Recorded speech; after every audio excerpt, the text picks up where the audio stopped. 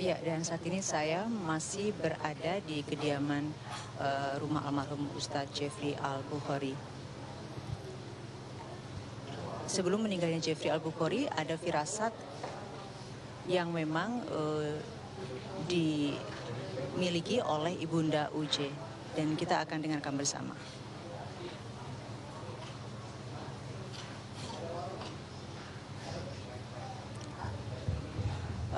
Mbak Pipi, tadi kalau kita dengarkan ada semacam tanda-tanda ketika UJ sebelum meninggal, begitu sebagai istri, selain memang tadi Anda katakan ada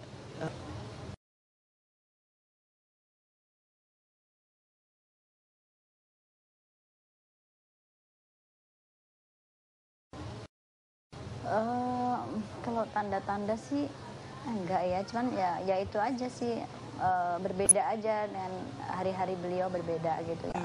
Lebih manja, lebih gimana sih, lebih pengen perhatiin banget gitu. Nggak boleh, saya tuh nggak boleh kemana-mana, harus tetap terus aja gitu nemenin beliau gitu. Saya keluar sebentar, mau kemana sih Bi, gitu, selalu kayak gitu. Iya Bi, bentar gitu, maksudnya keluar ke bawah gitu kan.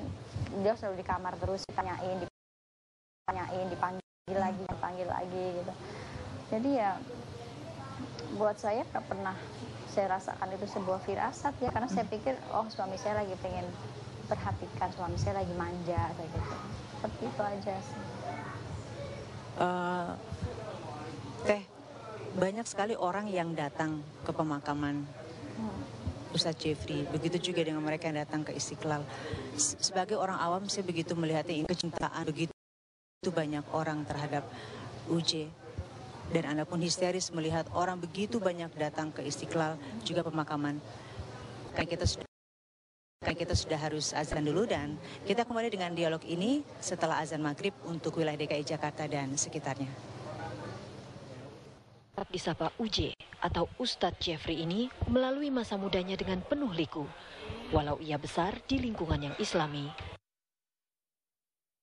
UJ pernah bersekolah di pesantren, tapi ia dikeluarkan karena kerap melanggar aturan. Bahkan UJ menggunakan narkoba ketika mengenyam pendidikan di perguruan tinggi. Adalah kakak dan ibunya yang menyadarkan UJ. Mereka mengajaknya mengunjungi rumah Allah di Mekah, Arab Saudi. Saya di situ nangis kurang lebih 2 jam kayak anak kecil. Di situ keputar film tuh. Film apa? Iya semua. Ya, isinya yang mana? Yang jelek-jelek? Udah dah. Udah gak bisa diceritain dah. Malu nyeritainnya. 2 jam itu keputar film masa lalu yang suram itu. Wah, udah ampun deh. Kejahatan sama perempuan. Wah, udah ampun deh. 60. Namun UJ merasa pengalaman pahit selama masa hidupnya itu telah mendekatkannya pada Sang Khalik. Artinya proses kerusakan kejahilian kemarin adalah justru mengantar saya menjadi seperti ini. Saya ingin jujur. UJ menikahi seorang mantan model, Pipik Dian Irawati. Mereka dikaruniai 4 orang anak. Pria yang semasa hidupnya juga dikenal sebagai Ustadz Gaul karena gaya berdakwahnya yang ringan ini juga memiliki suara merdu.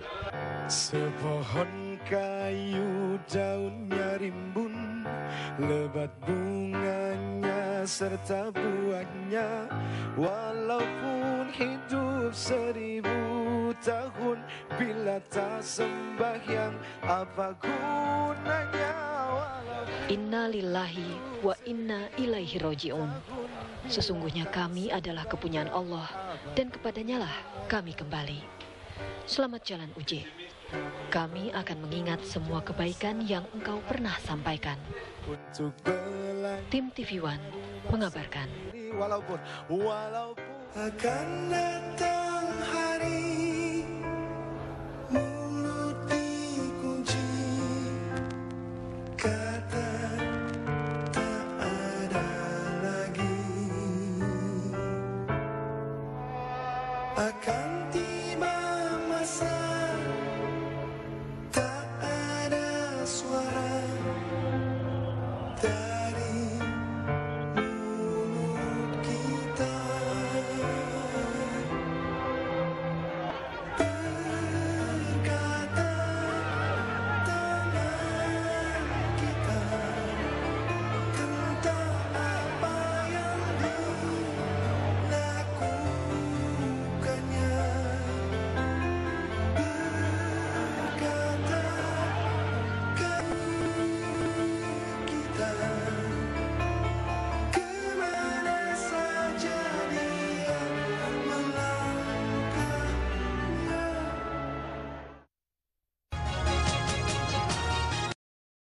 Istiqlal kemarin, bagaimana Anda melihat itu? Begitu banyak orang yang mencintai UJ, Mbak. Saya sendiri tidak pernah menyangka ya kan seperti ini gitu. Banyak sekali orang yang mencintai beliau gitu. Berarti dakwah beliau diterima gitu kan, karena beliau selalu bilang dakwah itu ilmu yang bermanfaat ya apa yang kita ajarkan diterima oleh orang dan dijalankan gitu. Jadi begitu melihat kemarin saya bangga, saya nangis.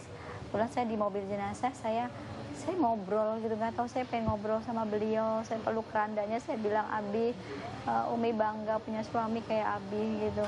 Ini Oki kan lihat bahwa Abi tuh kekasih Allah gitu, benar-benar Allah pilih gitu kan. Banyak sekali orang menyukai sampai melihat mobilnya aja mereka nggak bisa megang, mereka pegang mobilnya gitu. Umi bangga gitu. Terus saya bilang, Umi janji akan didik anak-anak dan membesarkan anak-anak. Pokoknya Umi janji Abi akan bangga melihat anak-anak besar kelak gitu. Mereka akan besar seperti Abi gitu. Walaupun beliau tuh nggak pernah memaksa anaknya harus mengikuti jejak beliau gitu. Beliau selalu bilang sama anaknya, Abi nggak memaksa kalian seperti Abi. Abi cuma pengen kalian jadi orang yang bermanfaat buat orang lain. Kalian nggak harus dermawan, nggak pilih-pilih. Kalian mau jadi apapun, mau jadi seniman, mau jadi dokter, kalian harus punya iman. Kalian jangan ninggalin sholat 5 waktu. Itu yang terus ditekankan anak-anak gitu. Iya, Mbak Pipik, ketika dari Istiqlal semakin mendekati ke tempat pemakaman di Karet Tengsin, Anda semakin menangis, semakin histeris, apalagi ketika Ustaz Jeffrey akan masuk ke dalam liang lahat. Kita semua mengetahui begitu histerisnya Mbak Pipik begitu ya. Ada kata-kata, Umi ingin ikut Abi. Apakah memang ini Mbak Pipik merasakan ke depannya begitu berat mendidik anak-anak sendirian, atau memang begitu besarnya kecintaan Anda sebagai seorang istri yang selama 13 tahun mendampingi UJ kemana pergi, mempersiapkan bajunya ketika belum berdakwah, mendengarkan semua problemnya selama berdakwah.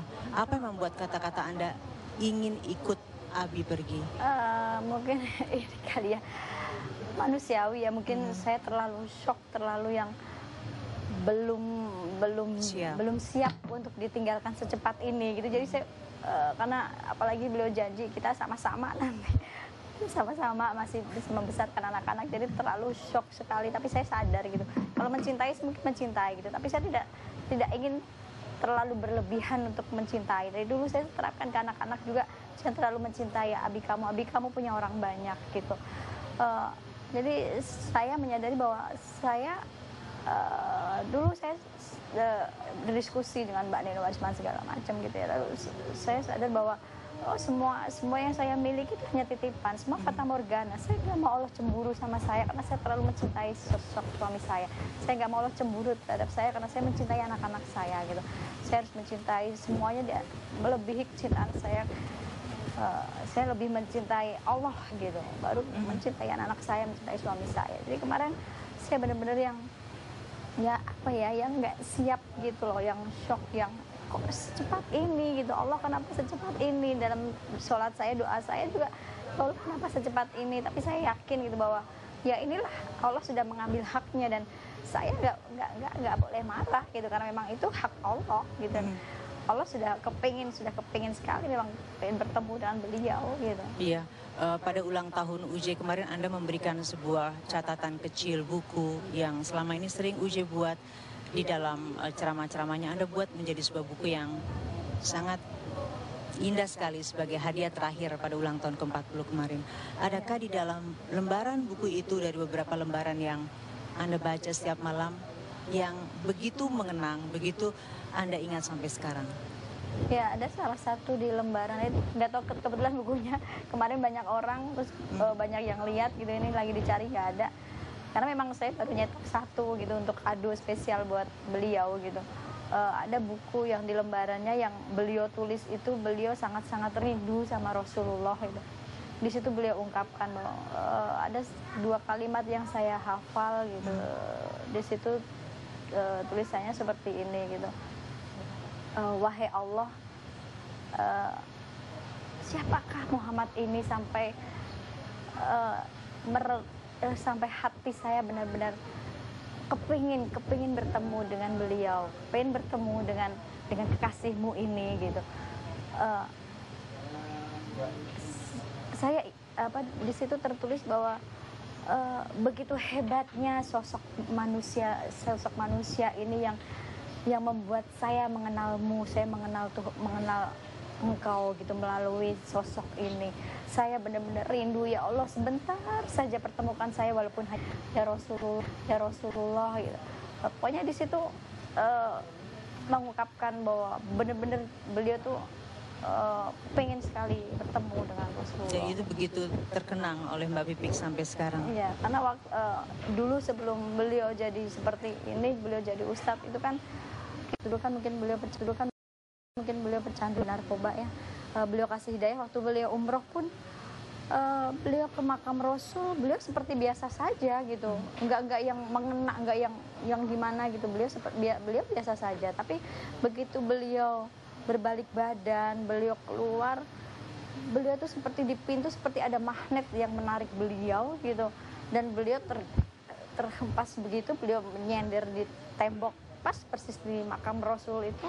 Di situ beliau nangisnya. Itu air mata nggak berhenti. Beliau di sholawat, di situ sholawat. Gitu. Di situ beliau yang benar-benar rindu sama Rasulullah. Kalau tadi Anda bacakan bait demi bait, ada kerinduan terhadap Rasulullah. Mungkin ketika itu tidak pernah terbersit dalam pikiran Anda bahwa ini adalah tanda akan ditinggalkan oleh Uje untuk selamanya. Setelah sekarang Uje pergi meninggalkan Anda dan 4 orang anak Anda, apakah memang baru saat ini Teteh tersadar bahwa buku yang ditulis puisi yang paling difavoritkan oleh Uje itu adalah sebuah pertanda bahwa memang Uje kali ke alam baka. Apakah baru sekarang Anda memaknai tentang puisi itu? Ya, kalau kita kan sebagai Muslim, kita kan pasti berharap suatu saat kita bertemu dengan Rasulullah, suatu saat kita mampu berbaris walaupun kita di gerbong paling belakang gitu, tapi kita masih tetap membawa bendera Rasulullah, kita tetap berada satu barisan bersama Rasulullah. Itu harapan semua muslimah gitu ya. Dan saya yakin sekarang beliau sudah senang sekali, beliau sudah bertemu dengan yang menciptakan beliau sudah bertemu dengan, saya yakin beliau sudah bertemu dengan Rasulullah gitu, karena setiap hari beliau selalu mengajarkan anak-anak sholawat, beliau selalu bersolawat di depan anak-anak gitu. Ini pasti begitu berat sekali karena kenangan yang luar biasa tentang sholawat terhadap anak-anak. Di depan makam Uje kemarin Anda sempat berjanji bahwa akan membesarkan anak-anak. Ada janji lain selain itu, atau mungkin ada janji selama ini sesuatu yang belum pernah, hanya janji tapi belum pernah terwujudkan antara Anda dengan Uje, ataukah memang sekedar janji ingin membesarkan anak-anak? Ya, sebenarnya kalau janji itu memang kita berdua berjanji sebelum Allah ambil pun, siang beliau masih pegang tangan saya, masih bilang kita besarkan anak ya, kita besarkan anak, kita rawat mereka sampai mereka sukses gitu. Itu yang beliau selalu ucapkan gitu. Satu hari sebelum meninggal ini beliau selalu itu. Dan saya berjanji memang walaupun saya bilang dalam ratapan saya bilang saya nggak bisa mendidik sendiri gitu, karena beliau, saya pun butuh dididik sama beliau gitu. Tapi saya, karena anak-anak menguatkan saya untuk bangkit, anak-anak menguatkan saya bahwa saya nggak sendiri, saya masih punya anak-anak, saya masih punya teman-teman yang mencintai saya gitu. Jadi saya semangat untuk, saya janji Abi saya akan membesarkan anak-anak, mendidik mereka sampai akhirnya Abi bangga mempunyai anak seperti mereka gitu. Karena anak yang pertama Adiba itu memang dia sangat histeris karena kan dia di pesantren. Dia dijemput waktu meninggal itu, dia dijemput jam 2:30 malam, dan beliau dan anak itu sampai ke rumah dia histeris, dia bilang kakak nggak mau kehilangan Abi nggak boleh pergi karena Abi belum melihat kakak lulus gitu. Itu yang membuat saya sedih gitu. Tapi saya yakinkan bahwa kakak nggak sendiri, ada Umi, insya Allah Umi yang akan menggantikan Abi juga, saya bilang begitu. Iya, dari keempat anak Ustadz Jeffrey, adakah dari keempat anaknya yang mengikuti jejak Ustadz untuk kedepannya menjadi seorang dai dari keempat anak, tapi dijawabnya nanti dulu teh, kita beri sejenak. Dan pemirsa, kita akan kembali dengan dialog kabar petang. Apakah kedepannya dari keempat anak Ustadz Jeffrey Al-Bukhari akan mengikuti jejak sebagai seorang pendakwah? Sesaat lagi kami kembali di dialog kabar petang. Sholat dulu tuh bisa.